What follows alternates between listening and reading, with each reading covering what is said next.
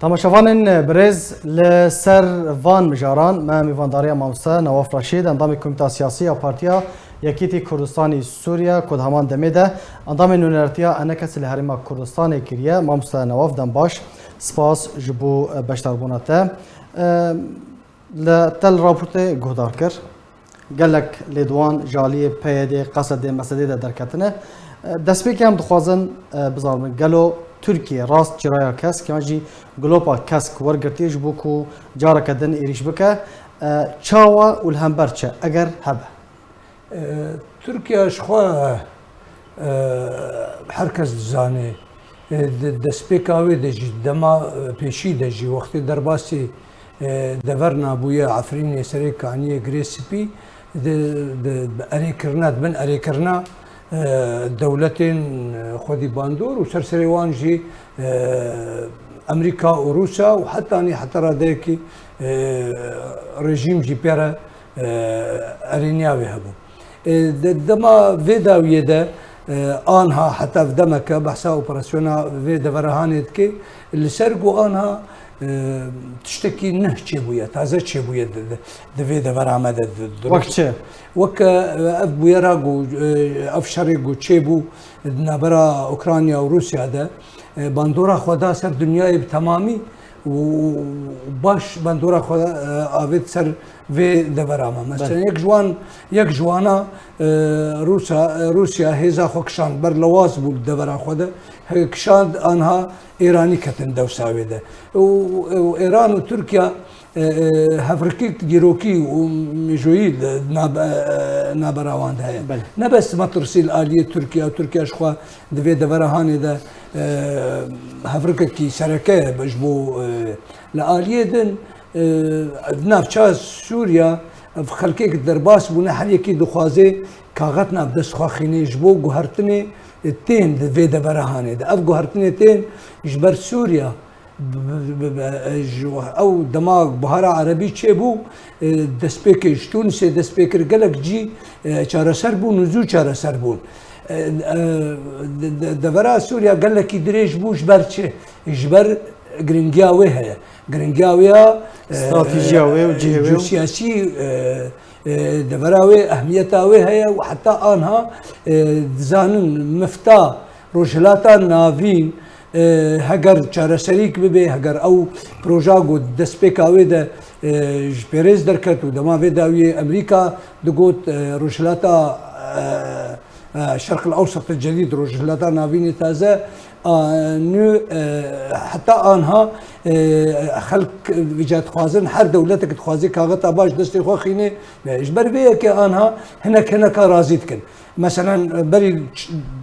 چند روزا هەگەر دویرا وەژیتێ ئێران دەبێژێ جارایەکێ دەبێژێ ژ مافێ تورکیایە گۆپاراستنا سینۆرێ خوا و ئەولەکاریە خۆی نەتەوەی هاژێ هەبێ وەک دەبێژێ مساجێکی ددیێدە نو ئەی من تو مشکلە بامتونە تو دەرباس ببێ حتانی دەبەرا بەری دەبەرا گۆ دبن دەستێ ڕێژیمێ دەیە چ مشکلە نینە لە ئالیە دیژی تورکیا ژێر دەبێژێ وەڵا ئێمە شخوا مەسەلا ئەفچەکێ نووي وقالك عقوبات وزان شيء بس ما ترسي هي عقوبات ببن نا ريجيما ايراني زراري ببينيم ملتي دفري ومنطقي باشا يعني وك بعربي بيجن هناك مغازله دبي دحمو اليا رازي بكرنك دبي انها بس بيجي من زمان برسات هذه انها حتى هذاك افديتنا داوي اغو جبو فنلندا وجبو السويد ديتنا جو بايدن واردوغان تشيبويا هناك باش تنديجي بهفرة اخرين تشاوا حقنا دائما از درباسي تدبيجي از ديجي تيروري بحزار كيلومتر توهاتي تلفرد بيجي از ديجي تيروري ما تيرورا جو ديجي من السرسينوري من تناهي از 6 كيلومتر درباس بميده يعني ابايا حمجي ديتا وطايكو اريكرن ورغرتي اريكرن ادبجم ورغرتي بس بشويه كيدي ديتنا مده گۆری خوێندنا من ئەدبێژم ئەمریکی وێژێر ببێژن ئاڤ هاتنا براهام بەلکی بەرساتەژی دوی واری دەبێ بەلکی دوی واری دەبێ ببێژێ شتێتت خوازێ ئەمێ بێن بکێ ببێ نەبشەڕیە باشە مامۆستا تا بەحسا بەراهام کرد ینی هاتنا براهام divê demê de ji bo herêma Kurdistanê ez bêjim berê xwedaya Rojavayê Kurdistanê çi pişniyar li cem hene sedema hatina wê divê demê de jî من ez bêjim tişta herî a pêşî bo wa gerek bo Emerîkiya gerek bo berjewendiyê Emerîkiya gerek Emerîkî ji ware gerek ji ber got Emerîkî niha di navbera ehraceke gelek mezin de ne min got anha me îşare kir ser dîtina Joe Biden û Erdogan naxwazin dostê xwe yê 100 salî bixisirin aliyê dî jî naxwazin vê hêza qesed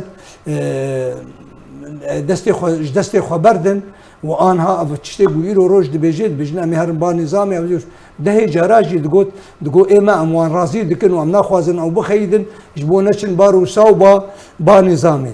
îcar hatina vî warî de ji alîkî de dibêje meselan gorî wekî مقالا گو هاتی زمانی انگلیزی هاتی ورگراندن به عربی جی دبیجه امی هرن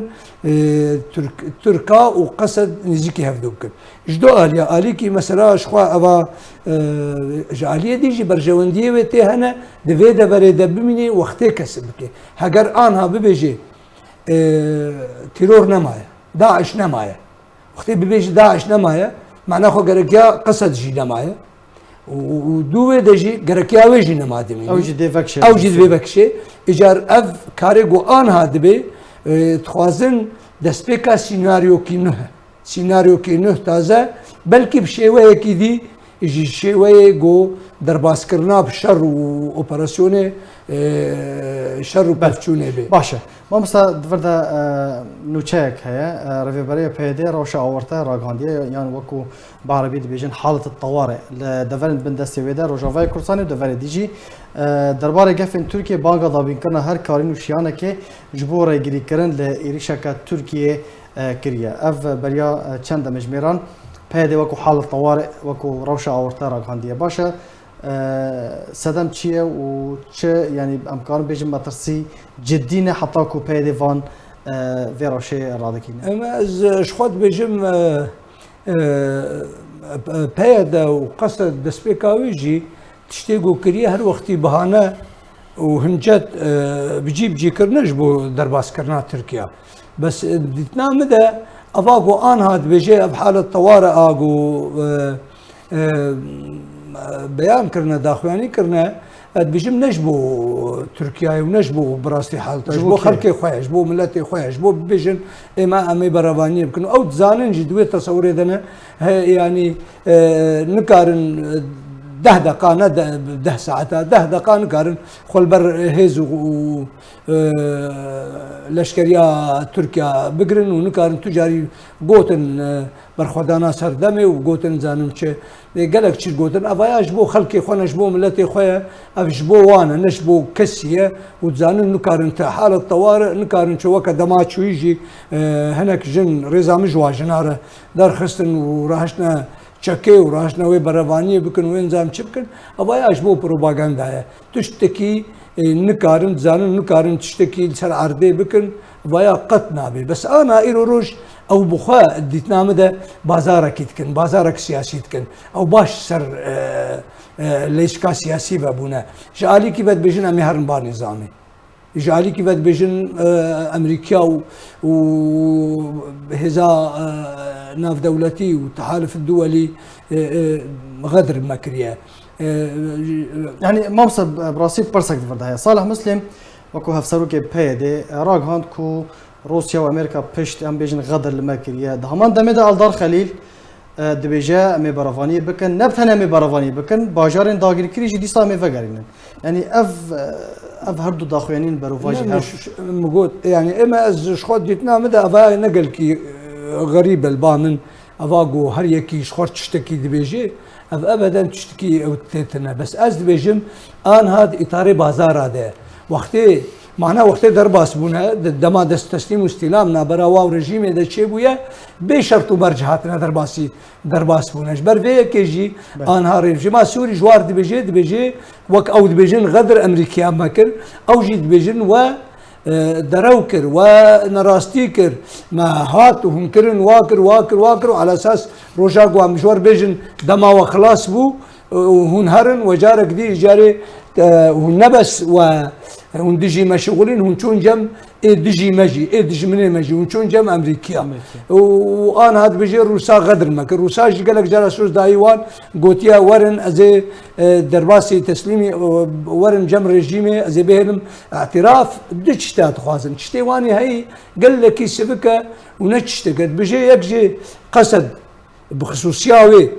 بكن بنقهيك الاشكالي السوري بخصوصياوي جاليه دي جي اعترافك باداره بي نقولنا اعترافك بما في كرداب بي نقولنا اوتومانيك كردي بي مركزي لا مركزيك اداري بي نظام تشبي حمود مساله اداري وك بلديات هذا دخوازم كار بكن او انا بازار دكن باش ما مستا يعني في چند جارن تو دوباره دكي تو بيجي سيناريو نو هيا او سيناريو ويتشبا رولا وهون وكو انا كسي هوني تشرولي بليزن السيناريو نو ديارة الدنيا حمو باش شري نابرا روسا واوكرانيا تشتكي نه تازه خلق حمو كتا مطرسي كمازن ده مسألة آبوري ده مسألة سياسي ده مسألة حتى بيدفي جياني خوارني قالك مسألة ده أنا لفقرك لازمة قبل فقرها هاني قالك بعد شكل دما تنزل محتاج أنا إلو روج مثلا بري تعاون خليجي هبو هفكاريا دولتي كندابا عربي انا جهشتن استكين كاريبون برفانيه بر خدا بكن دجي ايران بتني يا دجي اسرائيل انا كتي ما ترسيكي ترسيغو ايران تك في سرسوني بدا اردن وها ايدي وها انا بنجهيك تشتكي نهشت بدولتي كندابا عربي خوزن ناتو ايراني بمصريره باردنيره باسرائيل